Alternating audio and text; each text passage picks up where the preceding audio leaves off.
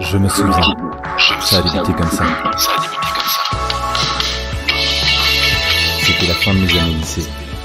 J'avais des envies, j'avais des doutes. Je cherchais une formation qui assurerait mon avenir. Et puis il y a eu des rencontres, une trajectoire, un lien de confiance. Je me souviens du jour de la rentrée, de l'appréhension forcément, beaucoup d'attentes. Mais j'étais heureux de démarrer cette nouvelle aventure. Dès ma première année, j'ai beaucoup appris. J'ai compris comment utiliser mon agilité, comment m'exprimer, convaincre, comment prendre confiance en moi.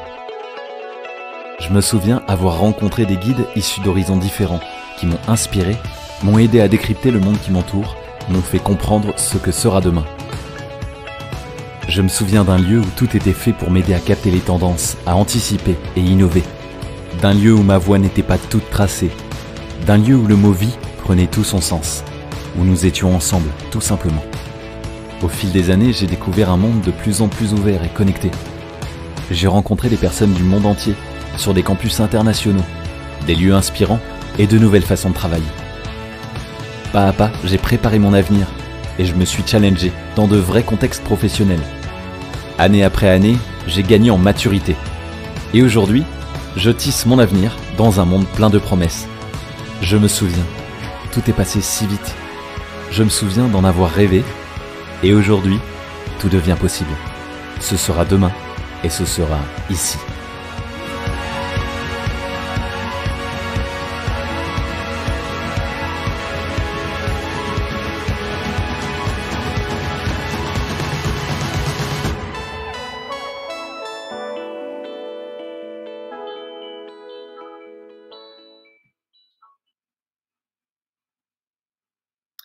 Bonjour à tous et bienvenue au mini-salon des métiers de la communication, un salon de l'ISCOM en partenariat avec WeAreCom.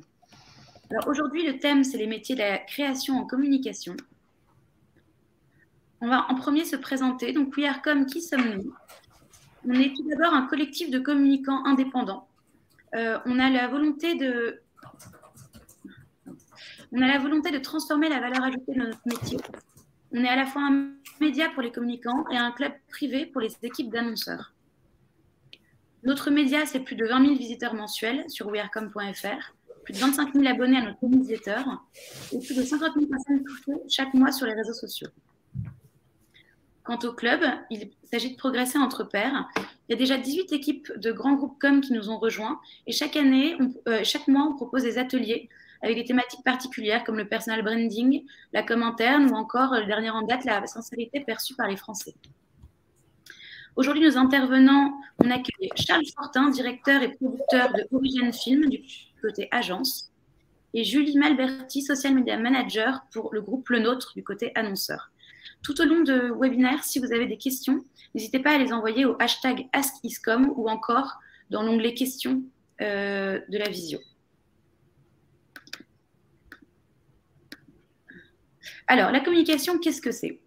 La créativité sans stratégie, cela s'appelle l'art. La créativité avec de la stratégie, cela s'appelle de la publicité, dit Jeff Richard, artiste américain. Alors, les 3 objectifs communs de toute action de communication sont de se faire connaître en développant la notoriété de marque, se faire aimer et rendre attractifs nos produits, et enfin faire agir, convaincre le client de passer à l'action, donc à l'achat. Il y a 2 formes de business en communication, le B2C, business to consumer, où l'entreprise commercialise des marchandises ou des prestations auprès du grand public comme vous et moi, et le B2B, business to business, où l'entreprise commercialise des marchandises ou des prestations auprès d'autres entreprises. Quelques techniques de communication. Du côté média, il y a la télévision, la radio, le cinéma, l'affichage, la presse ou encore Internet. Il existe aussi une communication hors média, celle des relations publiques, la promotion des ventes, les foires et les salons, le marketing direct, le sponsoring ou encore les médias sociaux. Alors, quelques outils de com en 2021. Alors, il y a quelques grandes familles indispensables à toute action de communication, c'est les sites web. L'email et par le dérivé l'emailing, c'est l'envoi de mails de masse. Les différentes formes d'achat d'espaces publicitaires, bannières, corners, habillage, billboard, etc. Le mobile et la présence sur des plateformes d'UGC, User Generated Content, les réseaux sociaux et autres plateformes collaboratives. Est-ce que la communication est faite pour vous? Alors, quelques points clés pour être un bon communicant. Il faut être créatif, très réactif, faire preuve de stratégie, avoir un bon relationnel et un excellent rédactionnel, faire preuve de polyvalence, de curiosité, savoir planifier les choses et surtout, c'est un métier où il faut savoir évoluer. Alors, quelques phrases de grand DIRCOM. Par exemple, Margot Dose de chez Michel Augustin qui dit « Oser faire ce que les autres n'osent pas faire, ne jamais renoncer à l'audace de ses convictions ». Quant à Frédéric Fougerat, DIRCOM de Foncia, il nous dit qu'il faut oublier la caricature des paillettes et du champagne. La communication est un vrai métier, ce n'est pas un passe-temps. Ce sont des métiers qui nécessitent des expertises. Alors, on est parti pour les métiers de la création. La créativité, c'est la capacité à générer une production originale et adaptée à son contexte, dit Tob Lubar, professeur et psychologue et auteur de La psychologie de la créativité. Alors, qu'est-ce que la création ? Omniprésent, le design et la création se mêlent dans les stratégies de communication de marque.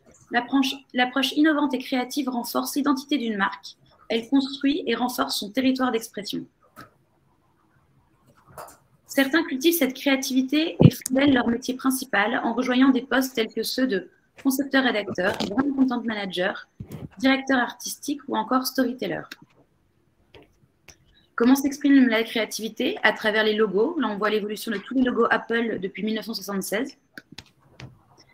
À travers une affiche, comme cette affiche de Lego, qui dit que la nourriture de vos enfants est aussi importante, que les jouets de vos enfants est aussi importante que leur nourriture. Un slogan, par exemple Coca-Cola, Taste the feeling, sentez la différence pour aider à recycler. Une campagne de sensibilisation. Une expérience de réalité augmentée, c'est une petite vidéo de la marque de whisky Old Irish qui reconstitue un environnement irlandais et typique avec de la réalité virtuelle. Ah, je sais. La vidéo charge.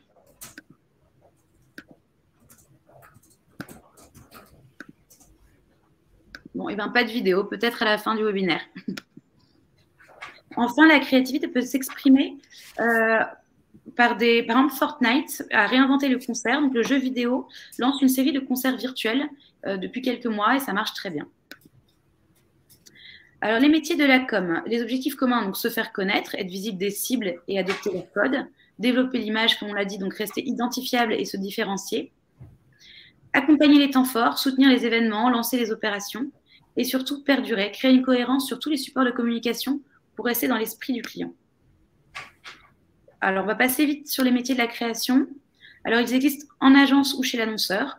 L'annonceur, c'est tout groupe ou entreprise, une start-up, institution publique, organisation qui a pour objectif de communiquer auprès de ses cibles sur ce qu'elle fait.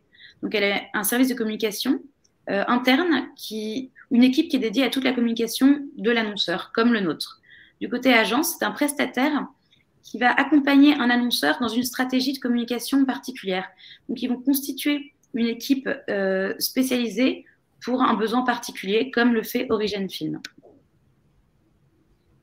Chez l'annonceur, on retrouve entre autres comme métier le storyteller, le designer produit, le designer graphique, le game designer, l'acheteur d'art ou encore le brand content manager.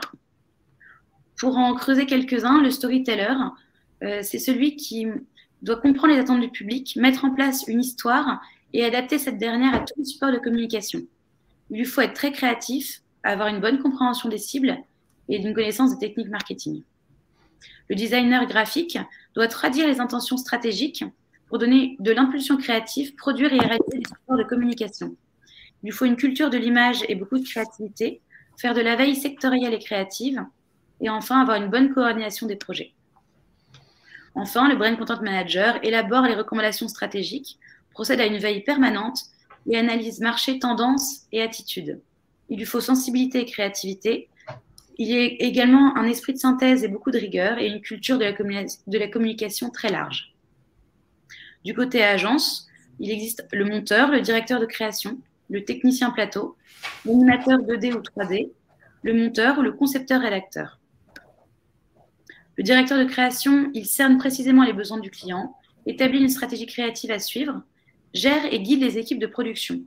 Il lui faut rigueur, esprit d'idée et charisme, et encore une fois, créativité. Le technicien supérieur est en charge du montage et de l'installation des décors et des équipements de caméra. Il repère les lieux d'implantation des décors et identifie les contraintes techniques. Il faut être polyvalent, passionné par les nouvelles technologies et avoir de grandes connaissances des outils graphiques. Enfin, l'animateur 2D ou 3D, sa mission première est de rendre vivants les personnages d'animation. Il doit définir la meilleure stratégie visuelle, réaliser des séquences visuelles, avoir l'esprit d'équipe, être créatif encore une fois, et avoir une bonne connaissance des logiciels. Alors, quelques chiffres pour 2021. 29%, plus de 29% d'évolution des salaires dans le secteur de l'audiovisuel par rapport à 2020. Parce qu'il y a plus de tournages étrangers en France, plus de films d'animation, plus de plateformes de vidéo à la demande. 28 ans, c'est toujours l'âge médian dans le secteur de la communication. Bac plus 4 et Bac plus 5, c'est le niveau d'études moyen des communicants. Et c'est les profils qui s'utilisent le plus, et l'agence et l'annonceur. Alors maintenant, on va laisser la parole aux professionnels qui vont parler de leur quotidien. Je vais vous laisser vous présenter. Alors, encore merci Charles Fortin et Julie Malberti d'être ici. Charles, je vais vous laisser vous présenter en premier. Parfait. Alors, d'abord, bonsoir à tous. Merci beaucoup de m'avoir intégré à cette communication. Donc, je vais présenter mon métier. Effectivement, moi, je suis producteur de films. Donc, je suis l'équivalent d'une agence. Et je produis des films pour la communication des entreprises. Parce que les entreprises communiquent depuis toujours, en fait, elles communiquent de plus en plus. Elles ont un besoin vital de communiquer et le film est un excellent moyen de communication. Alors, en étant producteur de films, en fait, j'exerce tout un tas de métiers différents. Le premier métier que je vais exercer, c'est un rôle de conseil parce que à ce moment-là, je vais écouter d'abord la demande du client, ça commence comme ça, je vais discuter avec le client pour comprendre sa demande, analyser le sujet du film, voir quelle est la cible, quel est l'objectif de la vidéo, et puis je vais avoir aussi un rôle de conseil pour proposer une méthode, une façon de fabriquer ce film. On va proposer un concept. Et puis tout ça, on va le traduire ensuite dans un budget, donc je vais avoir une casquette un peu de comptable, pour donner un équivalent monétaire à tout ce qu'on va mettre en place. Je vais être aussi l'équivalent d'un directeur technique puisque je vais proposer avec mes équipes tout un tas de solutions en termes de tournage, de post-production, de mixage, etc. etc. J'exerce d'autres types de fonctions puisque je vais coordonner toute une équipe tout au long de la production. Je vais aussi intervenir sur des questions parfois juridiques, puisque les clients peuvent m'interroger sur des questions légales, comme la propriété intellectuelle, le droit à l'image, etc. Donc, il faut avoir des notions juridiques quand on est producteur de films. Et évidemment, je vais m'appuyer sur des avocats spécialisés, le cas échéant.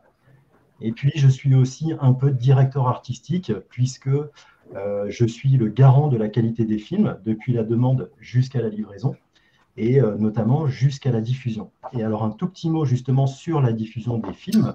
Lorsque le client valide le film qu'on lui soumet, le film va être diffusé sur 2 canaux différents, c'est important de le souligner ou de le rappeler.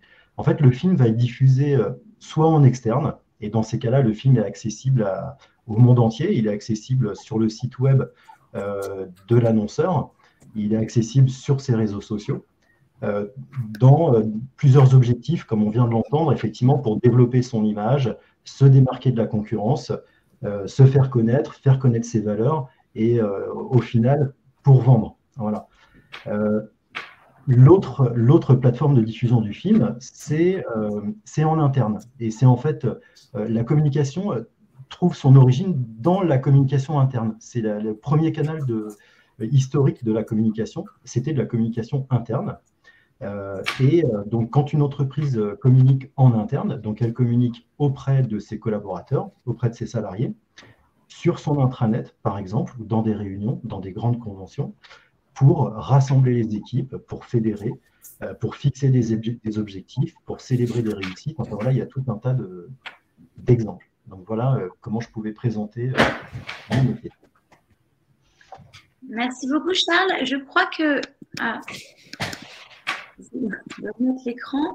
Vous nous avez préparé un petit schéma. Peut-être en dire quelques mots avant de passer à Julie. Oui, bien sûr. Donc, on voit en fait sur ce schéma tout le panel un peu synthétisé de mes différentes interventions. Donc, depuis la demande du client que vous voyez en haut à gauche, où j'effectue plutôt un rôle de conseil, qui commence, je le rappelle, par une écoute on écoute le client, on écoute son besoin, et puis ensuite, comme vous le voyez là, donc on transforme la proposition de création, donc le concept, en budget. Et vous voyez tous les domaines dans lesquels intervient donc le producteur, hein, comme je l'ai dit tout à l'heure, de la coordination, un rôle de gestion de planning, parce qu'il faut évidemment livrer le film à temps, répondre sur des questions légales. Voilà. Et tout ça ne se fait pas tout seul dans son coin. Je travaille avec tout un tas d'intervenants, des responsables de l'image, du son, et en contact permanent, évidemment, avec le client. Merci beaucoup, Charles. Alors, Julie, je vais vous laisser vous présenter à votre tour. Merci encore pour cette invitation-là. Donc, moi, je travaille en tant que social media manager pour la Maison Le Nôtre. Donc, la Maison Le Nôtre qui appartient au groupe Sodexo. La Maison Le Nôtre, c'est un peu particulier parce qu'il y a plusieurs activités dans ce nom-là. Donc, chez Le Nôtre, vous avez aussi bien un réseau de boutiques, aussi bien un réseau de l'école. Donc, on forme des professionnels au métier de la gastronomie, au métier de bouche. On a le traiteur également, donc traiteur événementiel, mais aussi bien B2B que B2C. Et on a également le restaurant et les salons du Pré-Catelan. Donc, en fait, c'est des 4 activités très différentes sur lesquelles j'anime en fait la communication sur nos réseaux sociaux, donc aussi bien sur Instagram, LinkedIn, Pinterest, YouTube et Facebook. Donc, ce sont 4 canaux qui sont très différents. Celui qu'on utilise le plus, du coup, c'est Instagram. Et en fait, mon rôle est vraiment de quelle stratégie je vais mettre en place sur la cible que je veux toucher sur les réseaux sociaux. Donc, je travaille avec plusieurs interlocuteurs. Je travaille notamment avec les équipes du marketing produit. Donc, en fait, c'est eux qui vont vraiment me diriger sur tout ce qui est les produits qu'on doit pousser pour que le client soit attiré. J'ai aussi beaucoup travaillé avec l'ensemble de l'équipe créative, donc qui sont des chefs cuisiniers. La particularité de Le Nôtre, c'est qu'il y en a 7 MOF, donc des meilleurs ouvriers de France. Donc, tout un savoir-faire, toute la qualité des produits. Donc, c'est avec eux que je vais le voir. Et après, sur le traiteur, évidemment, avec des équipes également. Et sur l'école. Donc, c'est un peu comment je travaille au quotidien. C'est très différent en fonction des activités. C'est vraiment des cibles très différentes à toucher. Ça nécessite d'être, comme vous le disiez au début, d'être assez polyvalent et aussi d'avoir une bonne relation avec beaucoup d'interlocuteurs, parce qu'il y en a énormément dans la Maison Le Nôtre. Voilà un peu mon quotidien. C'est aussi de répondre aux commentaires. Donc, c'est de la modération. On peut en avoir des positifs, des négatifs, mais voilà, c'est comment trouver un ton de voix pour attirer le consommateur, lui faire aimer notre marque à travers cette nouvelle façon de communiquer. Parce que finalement, la communication sur les réseaux sociaux rejoint un peu celle classique d'aujourd'hui, donc avec la presse, avec Internet, c'est quelque chose qui est assez hybride. Donc, je travaille énormément avec la responsable communication. Voilà un peu ce que je peux dire de mon métier aujourd'hui sur les réseaux sociaux. C'est assez, je pense qu'il y aura peut-être des questions de mots derrière qui pourront peut-être éclaircir, vu que les journées sont assez atypiques, on va dire. C'est vrai qu'il y a beaucoup de questions. D'ailleurs, on va passer tout de suite à la première.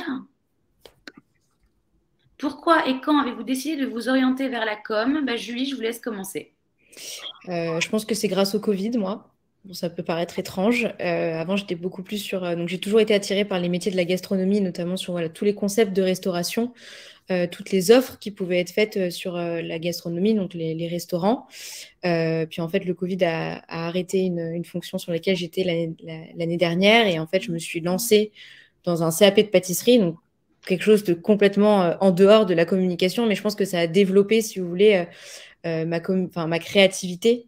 Comment communiquer sur les réseaux. Donc, je me suis créé un compte sur Instagram. Je me suis intéressée à comment on pouvait communiquer ça. Donc, je pense que c'est grâce au Covid et un peu à mon CAP que j'ai bifurqué vers les métiers de la com. Merci beaucoup. Et vous, Charles ? Alors, moi, ça remonte à pas mal d'années déjà maintenant, à l'époque où j'étais au lycée. Puisque à cette époque-là, les films de Quentin Tarantino sont à l'affiche au cinéma. Et en fait, c'est pour moi un peu comme une révélation. Je vais prendre conscience de la force de l'image, de la puissance de la communication par l'image, par le film, en me disant que c'est un vecteur d'émotion complètement incroyable. Et donc, je vais vouloir devenir réalisateur à cette époque-là, faire des films. Et donc, je vais faire une école de cinéma basée à Paris. Et alors, le stage, il y avait tout un tas de stages à faire en entreprise. Et mon stage de 2e année, à l'époque, a été un peu comme une nouvelle révélation, parce que je vais faire ce stage dans une agence d'événements, une agence de conseil en communication. Et en fait, je vais tout simplement découvrir tous les métiers, tout le panel de services proposés par une agence pour les entreprises, pour organiser des événements, pour tout un tas de choses, tous les conseils en communication et notamment les films qui sont faits pour les entreprises. Donc, je vais d'abord réaliser, tourner, monter tout un tas de films pendant presque 10 ans. Ensuite, je vais vouloir plus travailler sur le concept global des films en amont avec une relation avec les clients. Donc là, je vais intégrer une agence pour être directeur de clientèle et producteur de films. Là, on va produire plus de 300 films par an pendant 7 années. Et puis donc en 2015, je crée ma propre structure donc de production de films. Voilà. Merci beaucoup. Alors, on passe à la question suivante. À quoi ressemble une journée type? Julie, je vous laisse commencer.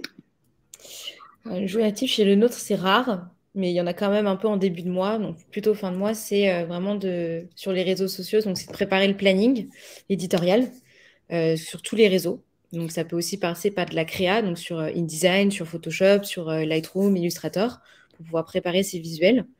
Ça passe ensuite par une relecture, on va dire, des objectifs et de la ligne éditoriale qu'on veut apporter et qu'on veut mettre sur nos réseaux sociaux.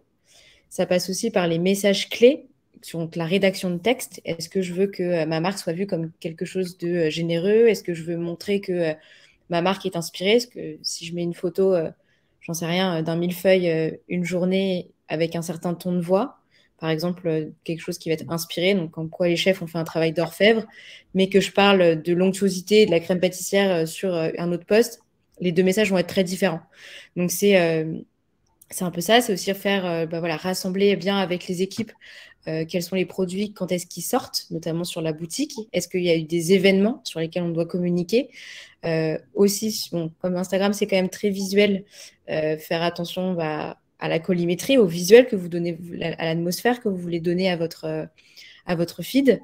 Et sur Facebook et sur LinkedIn, c'est vraiment, et surtout LinkedIn, parce que c'est un réseau social qui, je pense, est plus important qu'on ne le pense aujourd'hui, et qui peut très bien faire objet, pas forcément des news qui sont B2B tout le temps, mais je trouve que c'est un réseau auquel il faut faire attention et il faut porter attention. Voilà, c'est vraiment rédiger tous les plannings éditoriaux, ça demande beaucoup d'organisation, d'être très stratégique aussi dans les heures à laquelle je vais publier. Pourquoi je vais publier à 15h15 un gâteau? Parce que généralement, un gâteau à 15h15, on commence à penser à son goûter. Le soir, pourquoi je vais poster des choses les plus festives? Parce que je vais vouloir créer un événement. Et pourquoi le matin, je vais poster des choses qui sont un peu plus institutionnelles? Parce que je sais que le matin, dans les transports, on regarde un peu plus son téléphone et on s'intéresse à ce qui se passe. Donc, c'est une journée type chez Le Nôtre, on va dire, de social media manager se passe comme ça. Merci beaucoup, Julie. De votre côté, Charles, à quoi ressemble une journée type?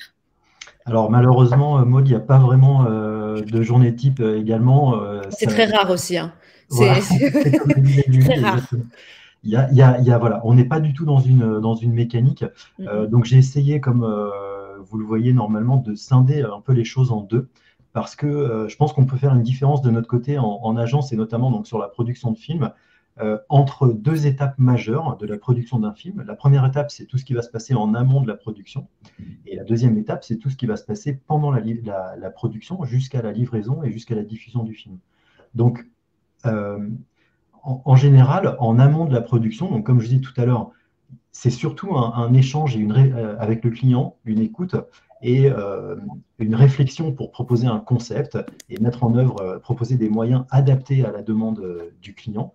Donc, c'est vraiment des étapes de réflexion qui sont truffées d'échanges à la fois, bien sûr, avec le client et puis toutes les équipes qui entourent le producteur dans plein de domaines différents parce que tous les films sont très différents les uns des autres et tous les films vont demander à avoir des intervenants à chaque fois très, très différents, sachant si on est en reportage à l'étranger, si on est sur un studio, un tournage en plateau, par exemple, en région parisienne, si on va faire un film complètement en post-production, en motion design, 2D, etc. Donc, toute cette phase de réflexion, elle est particulière. Et puis, quand on va rentrer en production, Là, on va mettre en œuvre tous les moyens pour réaliser le film, suivre chaque étape, être en contact permanent avec le client pour l'informer des différentes étapes. Et voilà, jusqu'au moment où on va arriver aux étapes de validation et de livraison. Donc, il n'y a pas vraiment, malheureusement, de journée type. C'est aussi ça qui fait l'intérêt de ce métier-là, c'est que tout au long de la production, on délivre des activités, des services différents. Voilà ce que je peux. C'est un peu ça chez le nôtre aussi. Enfin, je veux dire, le social media management, ça ne veut pas dire forcément juste créer du contenu ou c'est aussi de la créativité. C'est pour ça qu'il n'y a pas de journée type. C'est qu'en fait, on va se déplacer en fonction des besoins, vu qu'on a énormément d'interlocuteurs. Et ça peut aussi passer par voilà, aller prendre des photos quelque part parce qu'il y a besoin d'être là sur un événement, parce qu'on a besoin d'être présent à ce moment-là. Donc, ce n'est pas juste planifier. Planifier, c'est très bien parce que ça nous permet, entre guillemets, de se vider la tête, de se dire, bah, tiens, je sais que mardi, jeudi, samedi, je sais ce qui va être posté sur mes réseaux. Mais entre-temps, le lundi, le mercredi, le vendredi et même les jours où on poste, il y a toujours quelque chose, un besoin dans lequel on doit répondre. Donc, je rejoins ce que dit Charles aussi, c'est en fonction du client, en fonction des interlocuteurs. Donc, c'est très dur de définir une journée type. Merci. Donc, pas de journée type dans la création. Pas trop, non. Alors, question suivante. Qu'est-ce qui est le plus stimulant dans votre métier ? Je vais vous laisser commencer, Charles. Oui. Alors, pour moi, en fait, le plus stimulant, je trouve, c'est de travailler un peu finalement comme un architecte. J'ai trouvé cette image, je trouve qu'elle est assez représentative de tout ce que je trouve de plus stimulant dans mon métier. C'est-à-dire que, pour expliquer le parallèle, en fait, un architecte, lorsqu'il reçoit la demande d'un de ses clients pour construire quelque chose, bah, il va d'abord écouter la demande et puis trouver tous les moyens pour rendre les choses concrètes. Donc, c'est ça qui est hyper intéressant, c'est d'analyser une demande et puis de transformer une idée en film. Et l'autre parallèle avec le métier d'architecte, comme je disais déjà un peu tout à l'heure, c'est la multiplicité des échanges que je vais avoir du côté client, parce que parfois, ce n'est pas juste un seul client, c'est des équipes de communication, la direction générale d'une entreprise, etc. Donc ça donne lieu à des échanges vraiment passionnants avec l'annonceur. Et puis, de mon côté, en agence, bah, comme je disais aussi tout à l'heure, il y a tout un tas de métiers qui m'entourent dans tous les domaines, de prise de vue, de montage, de mixage, etc. Et chaque expert dans chacun des domaines va échanger avec moi pour proposer le meilleur en fait pour le film.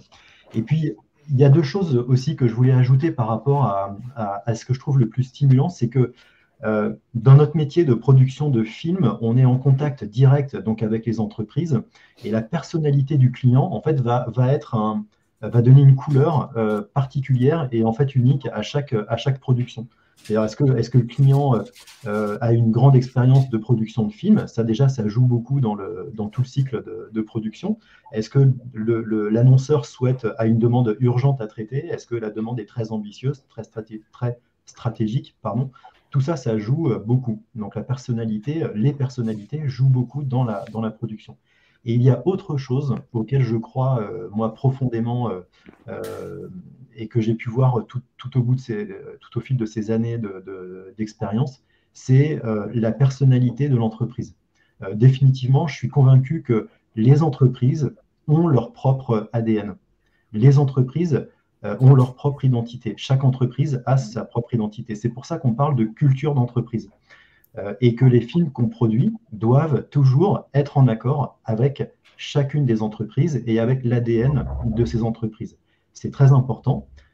Et voilà, et comme je disais, c'est passionnant parce que chacune de ces entreprises ont des identités propres qui sont très différentes, parce que quand on construit des automobiles, par exemple, on fonctionne très différemment que quand on est dans la recherche, par exemple en laboratoire, ou quand on est dans les cosmétiques ou dans l'agroalimentaire, etc. Donc voilà un peu toutes les composantes qui rendent ce métier extrêmement intéressant. Merci beaucoup. Alors Julie, et vous, qu'est-ce qui est le plus stimulant dans votre métier? Je pense qu'aujourd'hui, dans la communication, vu que ça bouge énormément, il y a toujours des choses nouvelles. Du coup, ça permet en fait d'avoir cet espace un peu de créativité et de liberté, bien qu'il y ait des codes, bien sûr, d'entreprise à respecter, et notamment chez le nôtre. Mais je trouve que voilà, il y a ce sentiment un peu de se dire, je vais créer quelque chose, je suis assez libre de créer quelque chose de nouveau qui va sortir un peu des sentiers battus. Donc ça, c'est un premier point que je trouve très stimulant dans mon métier. Le deuxième point, c'est aussi vis-à-vis de l'entreprise dans laquelle je travaille, qui a une richesse d'activités et d'historique qui rend encore plus les choses passionnantes, de discuter avec des chefs qui sont meilleurs ouvriers de France, qui sont passionnés par leur métier, qui sont passionnés par de toutes les recettes qu'ils font. Et surtout quand on est passionné de gastronomie, c'est assez motivant également. Ce qui est stimulant aussi, c'est d'avoir cette relation, cette multiplicité de communication avec les équipes. Et je crois que Charles, c'était aussi un peu la même chose. C'est que on peut très bien discuter avec la comptabilité qu'avec le juridique, parce qu'il faut respecter le droit à l'image, il faut respecter les jeux concours, les règlements à la lettre. Parce que je vais discuter avec les gens qui sont à la production parce qu'ils ont vu une vidéo et qu'ils veulent qu'on fasse pareil. Enfin, c'est tellement varié en termes d'interlocuteurs et ça rejoint aussi pourquoi on n'a pas de journée type. C'est ça que je trouve très stimulant dans ce métier-là, et surtout que les choses bougent très vite et c'est très dynamique. Donc c'est assez stimulant. Il y a aussi le fait, après c'est aussi un métier, on ne reste pas forcément devant son ordi tout le temps, donc moi c'est quelque chose que j'aime beaucoup. On voit plein de choses et en fait ça nous pousse en fait à être curieux, aller en dehors en fait de notre lieu de travail, aller voir ce qui se passe autour pour pouvoir ensuite apporter des choses dans notre créativité, et donc c'est ça qui rend les choses très stimulantes. Merci beaucoup Julie. Alors question suivante. Quelle est la campagne ou la communication dont vous êtes le plus fier? Charles, je vous laisse commencer. Je crois que vous nous avez préparé des vidéos. Exactement, parce qu'avant de se focaliser sur un exemple de campagne dont je peux vous parler, je voulais présenter un petit peu le type de film possible pour que toutes les personnes connectées se rendent compte de l'étendue des possibilités quand on travaille dans la communication pour les entreprises en termes de films. Donc, on va effectivement avoir l'occasion de produire des tournages en studio pour réaliser des plateaux en multicaméra avec des journalistes, ou alors d'aller filmer des intervenants spécifiques, des grands dirigeants d'entreprise qui s'adressent à leurs salariés dans des conventions. On peut aussi réaliser des reportages, donc on va aller faire des focus sur des métiers particuliers, sur des expertises, des savoir-faire, des nouveaux véhicules électriques, des savoir-faire particuliers. On peut produire ce que j'appelle des films vitrines, c'est-à-dire des films qui, en quelques minutes, montrent tout le savoir-faire d'une entreprise. Ça peut être dans l'industrie et dans plein de domaines différents. On peut mettre tout un tas de moyens en œuvre, comme le drone, par exemple. On va réaliser beaucoup d'interviews de grands dirigeants. Alors, les interviews de dirigeants, elles peuvent être faites avec des journalistes, elles peuvent être réalisées face à un prompteur. Là, la personne que vous voyez parle avec un prompteur en face de lui. Avec ou sans habillage. Vous voyez là des films sans habillage. Et puis ici, des interviews de dirigeants dans lesquelles on injecte du motion design. Le motion design, c'est des films aussi à part entière, c'est des films graphiques qui permettent de conceptualiser, de rendre des concepts parfois un peu abstraits, de les transformer, de les rendre très concrets en passant des informations graphiques extrêmement concrète. Ça, c'est un motion design qu'on avait fait pour soutenir la candidature de la France à l'Euro 2016. Et c'est un film qui a été porté par Zinedine Zidane quand il a été présenté. On fait aussi des films bilans. C'est un dirigeant qui va revenir sur les grands succès, par exemple, de l'année. On peut aussi modéliser des choses en 3D. Quand un grand créateur applique sa patte sur un appareil grand public, on peut le modéliser et ça va rendre tout un tas de vues intéressantes, plus faciles qu'en studio, qu'en tournage. On peut faire de la publicité aussi en viral. C'est des films qui vont être utilisés sur les réseaux sociaux. Ici, c'est pour une grande marque de parfum. On a fait tout un tas de petits films, notamment là, on avait envoyé une trentaine de mannequins dans les bassins du Trocadéro. Ça générait des centaines de milliers de vues en ligne. On n'est pas loin de la publicité dans ces cas-là. La frontière est un peu poreuse. Le making-of, c'est expliquer l'envers du décor quand on construit des bureaux, et puis aussi des grands événements. Par exemple, quand une entreprise décide d'incarner humainement un logo, vous voyez, on installe tout un tas de caméras pour montrer aux gens ce que ça donne en fait de fabriquer un logo humain. Voilà. j'ai choisi 10 exemples, mais j'aurais pu en prendre plein d'autres. Et je pense que ça montre, parce que j'aime bien faire la promotion quand même de notre activité, de la communication, c'est-à-dire la communication d'entreprise en général. C'est passionnant et il y a une multitude de possibilités en fait. Alors, effectivement, je voudrais faire un focus sur une campagne en particulier. Maud, c'était la question que vous me posiez. Donc, oui, alors la vidéo arrive. Alors, exactement. Donc, on va attendre un petit peu avant de lancer la vidéo parce que je voudrais expliquer un petit peu de quoi il s'agit. En fait, il y a quelques années, le laboratoire Sanofi nous a contactés pour faire une communication en interne, donc auprès des salariés.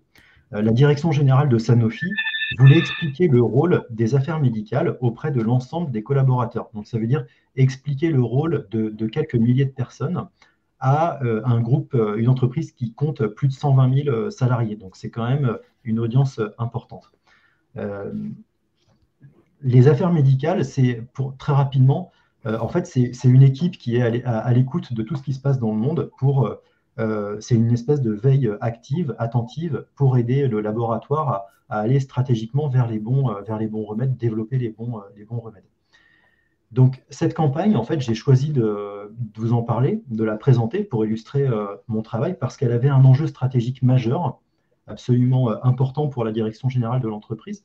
Elle était particulière parce qu'on a été tourné dans différents pays, parce qu'effectivement, on a proposé de réaliser une campagne vidéo. On a proposé de faire une web-série en 5 épisodes pour aller sur le terrain et montrer au quotidien ce que les salariés de cette petite cellule affaires médicales réalisent jour après jour. Donc, on a été tourné en Afrique, en Amérique du Sud, en Europe, etc. On a travaillé avec un rédacteur pour construire des scripts de 10 minutes, là où parfois un laboratoire travaille pendant des dizaines d'années sur, par exemple, des sujets comme la lutte contre le cancer. Donc, comment résumer ça en 10 minutes?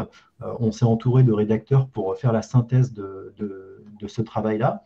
Ça a été un budget important alloué à cette production. On parle d'environ 150 000 € de mémoire. C'est une relation ultra qualitative dans cette production-là avec les clients. Et malgré l'exigence qui était quand même hyper importante. Et 6 mois, à peu près plus de 6 mois de production. Alors, juste un dernier mot avant de lancer la vidéo. Je vous parle de cette campagne parce que, pour moi, ça a été une grande réussite en tant que producteur, non pas parce que ça a été une prouesse du point de vue technique, graphique ou artistique. En fait, ça a été une prouesse parce qu'on a réussi à atteindre notre objectif. Il y a une campagne d'études de satisfaction qui a été menée auprès de l'ensemble des collaborateurs et on a atteint le score de 98% de taux de satisfaction. Donc, on en revient à tout ce que vous avez entendu, ce que vous avez dit notamment Maud et Julie. C'est-à-dire qu'il faut absolument, quand on communique pour des entreprises, il faut coller à l'ADN de l'entreprise, coller à l'identité de l'entreprise.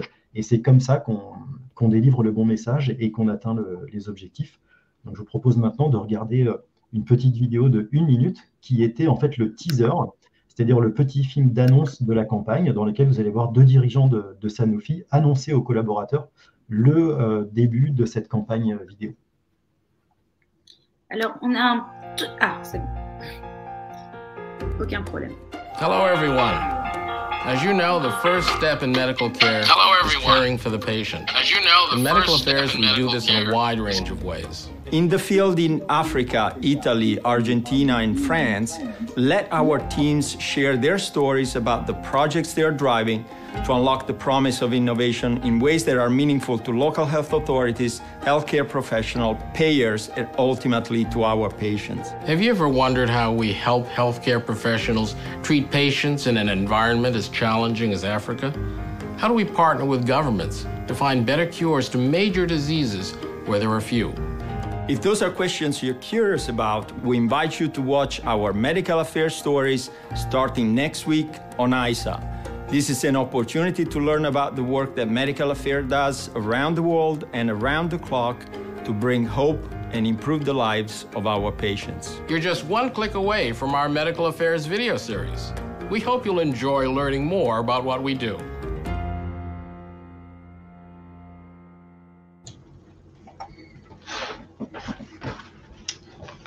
Voilà, Maud.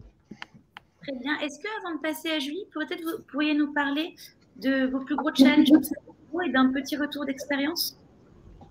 Pardon, vous avez dit les challenges? Les challenges et peut-être le retour d'expérience. Les challenges sur cette campagne en particulier? Oui. Le challenge, alors comme je disais tout à l'heure, c'est qu'il y avait un budget quand même important qui était en jeu. Il y avait une notion quand même ultra stratégique sur cette communication. Il y avait des objectifs bien ciblés.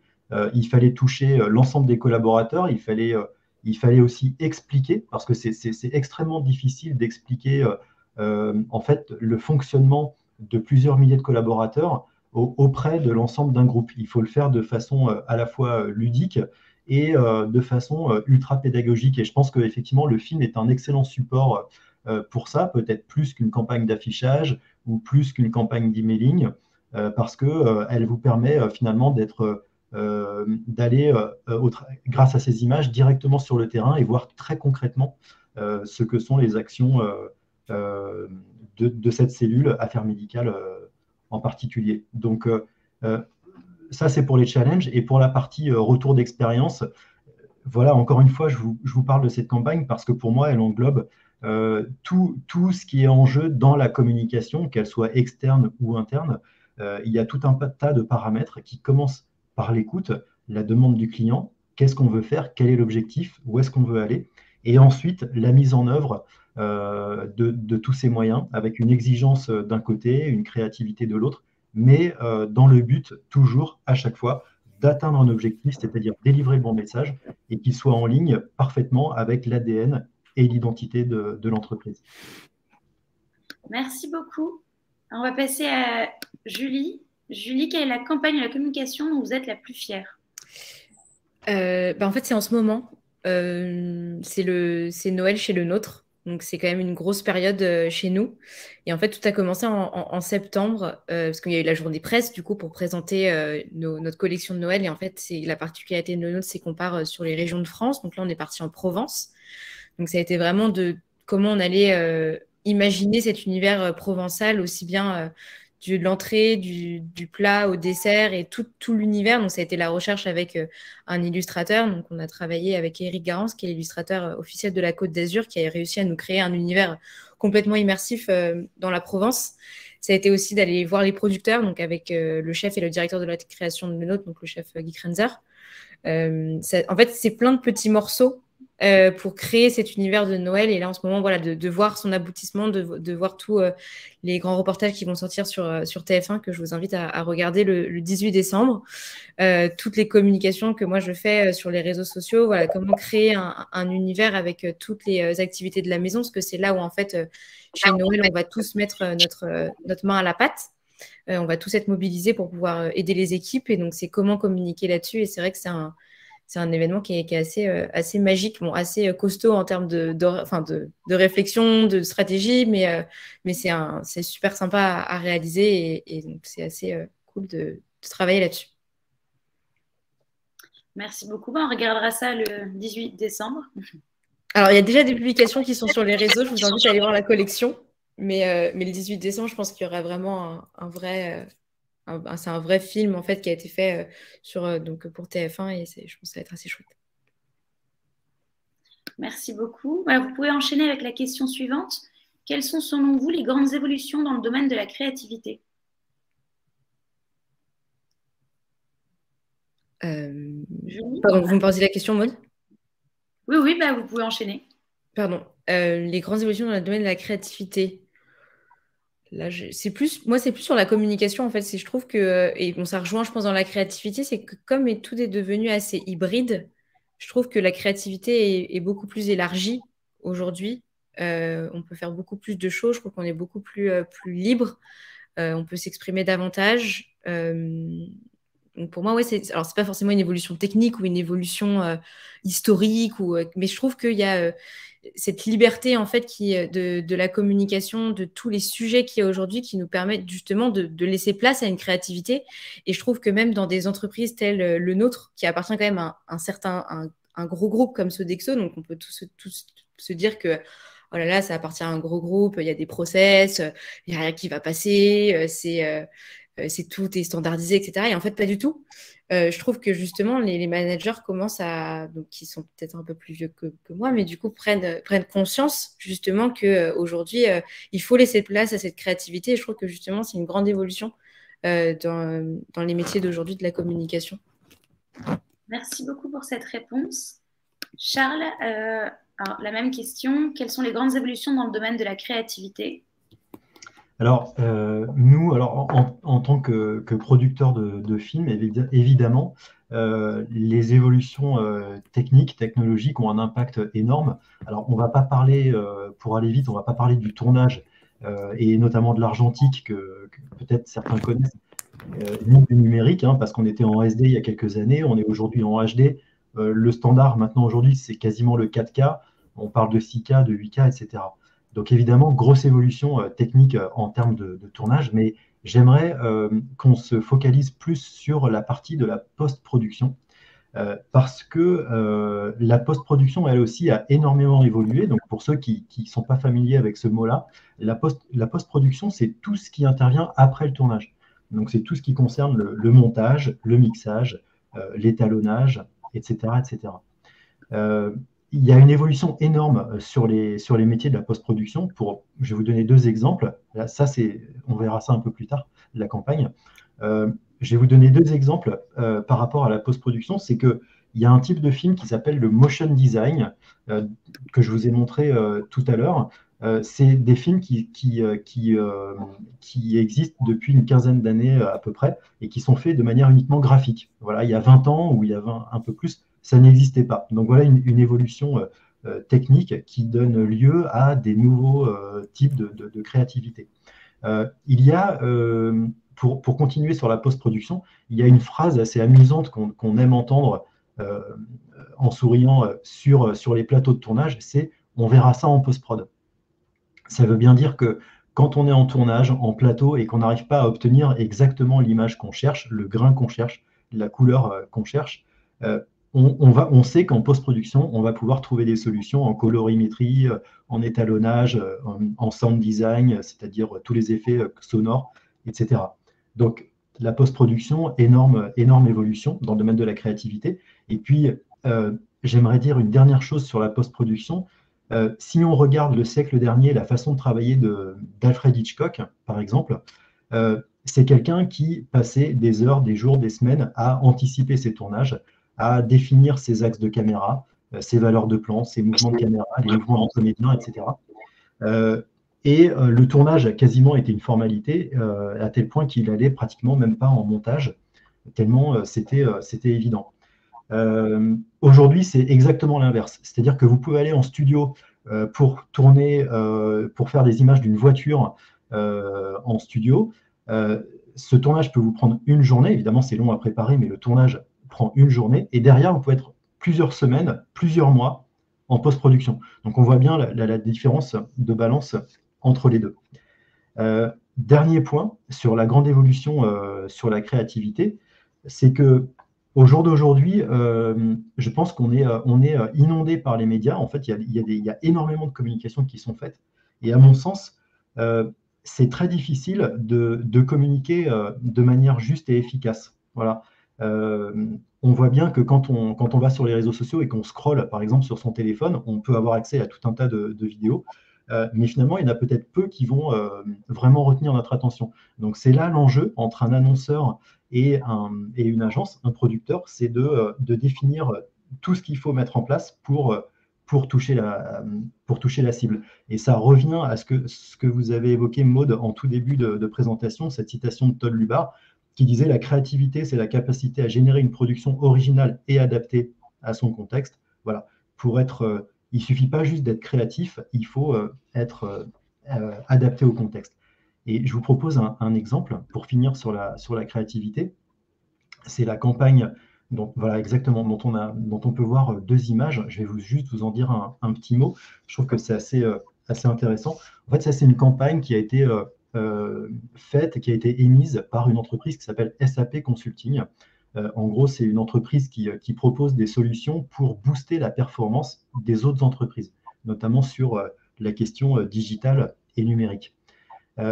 L'agence qui a réfléchi à un concept pour l'annonceur, donc pour SAP Consulting, a eu cette idée, je trouve géniale, de prendre des cheminées industrielles en photo, ensuite de retourner les images et donc de donner l'illusion de voir des fusées, des navettes spatiales prendre leur envol. Donc, je trouve que c'est parfait d'un point de vue communication parce que ça colle à l'entreprise. Il y avait ce petit claim qui disait « Turn the crisis into impulse », donc transformer la crise en opportunité. Donc, d'un point de vue image, enfin, en tout cas concept, idée créative, c'est hyper intéressant. Et malheureusement, en fait, cette campagne a eu un effet, a pas eu l'effet escompté. Elle a plutôt même desservi l'annonceur parce que les gens, peut-être comme vous, qui voyez ces images maintenant, ont beaucoup vu le côté respect environnemental, empreinte carbone, évidemment, qui est majeur là, dans ces images-là. Et voilà la raison pour laquelle, en fait, cette campagne n'a pas atteint tous ses objectifs. Donc, j'insiste encore là-dessus, sur le fait que c'est important, c'est fondamental d'être créatif, mais il faut toujours faire attention au contexte et finalement à l'environnement quand on communique. Merci beaucoup, Charles. Alors, on va passer à la dernière question. Julie, vous pouvez peut-être commencer. Avez-vous un conseil pour les futurs communicants? D'être structuré. Il ne faut pas communiquer n'importe où, n'importe comment. Il y a des codes à respecter. Donc, je parle du côté de l'annonceur, hein. Mais je pense que c'est pareil aussi en agence. Donc, respecter les codes de l'entreprise et l'objectif, le message qu'on veut faire passer. Mais donc ça, c'est plus sur la partie, on va dire, voilà, structurée, organisée. Mais je pense que c'est aussi énormément de curiosité. Ne pas s'arrêter à son métier, en fait, de vraiment ne pas s'arrêter. Moi, je suis passionnée de gastronomie, mais peut-être que pour m'inspirer, je vais peut-être aller voir de l'art de vivre, je vais peut-être aller voir des parfums, je vais peut-être aller voir des... Voilà, c'est vraiment être super curieux pour, en fait, engendrer énormément de points de vue aussi, de communication, d'images pour pouvoir communiquer sur sa marque. Et donc, voilà, c'est un peu les deux conseils, je trouve, qui sont importants. Donc, voilà, d'un côté un peu plus travail, où c'est qu'il faut pas... vu qu'il y a énormément d'interlocuteurs, il ne faut pas perdre le fil. Il faut se poser, il faut prendre du recul parfois, il faut jauger. Est-ce que ça, je peux le communiquer? Est-ce que ça, je peux pas le communiquer? Se faire sa propre idée. Mais c'est aussi respecter les codes de la marque, respecter aussi les messages que la marque veut dire. Mais c'est aussi, voilà, être hyper curieux et tenter des choses. Se dire que, voilà, il faut tenter. Est-ce que ça passe, que ça passera? Mais je trouve que c'est un métier dont je parlais tout à l'heure où il y a un peu ce sentiment de liberté. Et je pense qu'il faut le garder. Merci beaucoup. Et vous, Charles, un conseil à livrer aux futurs communicants? Alors, je rejoins complètement Julie sur le fait qu'il faut absolument s'ouvrir à l'environnement. Ça, c'est ce que j'ai entendu dès le départ. Je pense que c'est absolument fondamental. Il faut voir ce qui existe. Alors, on peut le voir en voyageant. On peut aller dans des expos, on peut aller dans les musées, on peut regarder des films, on peut lire des livres. Enfin voilà, il faut s'ouvrir finalement au monde. Et puis en deuxième conseil, en fait, je dirais que il ne faut pas hésiter à manipuler et à revisiter certaines idées. Il y a des millions d'idées géniales qui existent et il ne faut pas hésiter à s'en inspirer, à l'assumer et à les façonner pour qu'elles correspondent à la communication qu'on veut faire. Et je vais là aussi revenir vers le début de la présentation où je parlais de Quentin Tarantino. En fait, Tarantino assume totalement le fait d'avoir adapté des films, clairement. Il a fait des remakes de certains films. Reservoir Dogs, c'est une adaptation claire de l'Ultime Razzia. Je ne vais pas vous donner tous les exemples, mais voilà, Kill Bill, c'est clairement une revisite des films avec Bruce Lee. On le retrouve même dans les codes vestimentaires. Donc, il n'y a pas de problème à revisiter tant qu'on l'assume et qu'on adapte à sa manière. Ça peut être absolument génial. Ensuite, en troisième conseil pour les futurs communicants, je dirais que c'est hyper important de partager. Je suis sûr que c'est ce que fait Julie dans son activité, c'est que quand il y a des communications ultra stratégiques, les différents intervenants se réunissent, échangent, partagent, se disent tiens, est-ce que c'est une bonne manière de communiquer de cette façon? Parce qu'en échangeant les points de vue, en argumentant, en expliquant et puis en écoutant ce que peuvent proposer les autres, il va y avoir, soit l'idée va être améliorée, ou alors il va y avoir d'autres idées géniales qui vont émerger. Et parfois, c'est pas que du marketing, hein, ça peut être aussi bien, comme je vous disais, la compta qui va me donner une idée. C'est tellement aléatoire.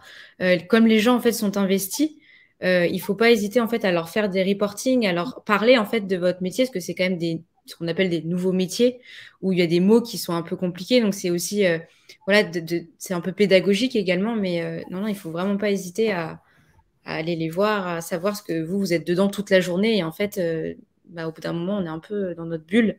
Et ça rejoint ce qu'on disait, c'est vraiment s'ouvrir et vraiment ne pas hésiter à aller voir des métiers qui sont complètement extérieurs à ce qu'on fait nous, parce que finalement, on communique sur une marque. Donc, eux aussi appartiennent à la marque. Donc, il faut également qu'ils soient intégrés dedans. Exactement. Prendre du recul. Et puis, en dernier point, ce que je peux aussi conseiller aux futurs communicants, c'est de multiplier les idées. En fait, je vais vous prendre un exemple. Par exemple, vous réfléchissez, vous avez l'occasion de faire un voyage extraordinaire cette année. Plutôt que de réfléchir en vous disant il faut que je trouve l'idée géniale de la destination. Où est-ce que je vais aller? Alors, à force de réfléchir, vous vivez plus, vous en dormez plus. Vous vous dites le monde est vaste, il faut que j'aille à l'endroit idéal pour passer un séjour extraordinaire. Plutôt que de raisonner comme ça, une bonne manière de trouver la solution, c'est d'écrire toutes les destinations possibles qui vous passent par l'esprit. Par exemple, vous dites, je vais en écrire 50. Vous allez évoquer les États-Unis, l'Amérique du Sud, la Chine, plusieurs destinations en Asie, etc. Et à force de multiplier les idées, vous allez avoir des idées globales qui vont vous paraître bonnes. Vous allez clairement voir qu'il y a certaines destinations qui ne vous intéressent pas. Et puis, dans la multitude de destinations que vous allez évoquer, vous allez voir qu'il y a par exemple 3 ou 4 ou 5 destinations absolument fabuleuses qui vous intéressent plus que les autres. Donc, je pense que cet exemple-là, on l'applique évidemment au métier de la communication. Comment est-ce qu'on va pouvoir communiquer et faire passer le message qu'on veut de la manière idéale? Eh bien, ne pas hésiter à proposer les idées, parce qu'en faisant ça, on va aussi se permettre d'identifier peut-être la façon idéale recherchée pour communiquer. Merci beaucoup Charles, merci beaucoup Julie pour vos témoignages. Alors, le mini-salon va toucher à sa fin. Donc, ce qu'il faut retenir, s'ouvrir pour créer ou s'inspirer, revisiter, partager, multiplier. Et si vous êtes intéressé par les créations des étudiants de l'ISCOM, vous pouvez prendre ce hashtag créa. Si vous avez encore des questions, envoyez tout au hashtag AskISCOM, on vous répondra. Et puis, je vous souhaite une bonne soirée à tous. Merci d'avoir participé à ce mini-salon. Et merci encore, Charles et Julie. Merci à vous. Merci beaucoup.